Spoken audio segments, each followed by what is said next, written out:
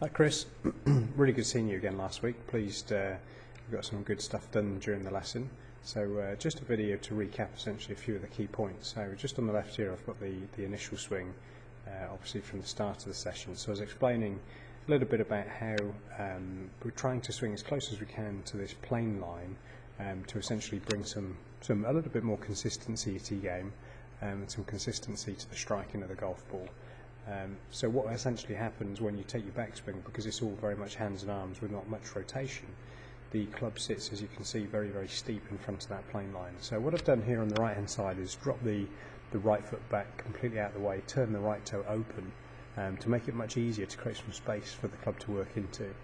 Also asked you just to try and manipulate the wrist position to try and flatten off the club, so you can see very, very different positions here, going back much flatter, much more behind you.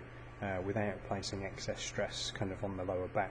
So on the way down you can see on the initial swing very, very steep in front, and you have to hang back on the ball, very, very flat-footed finish, whereas this one you can see on the right hand side tracking down the plane line on the way through, and have a look at the right foot on the finish.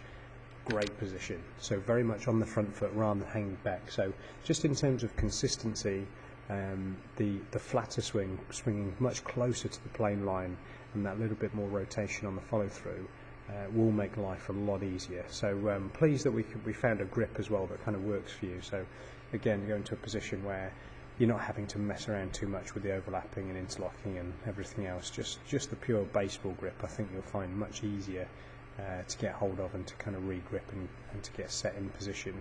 And from there, as I said, we just need to find the way to make that consistent. But hit a couple of really nice drives towards the end as well, with some good distance on it, and you could feel a little bit more club head speed where the body was allowing to turn on the way through because of the flatter swing.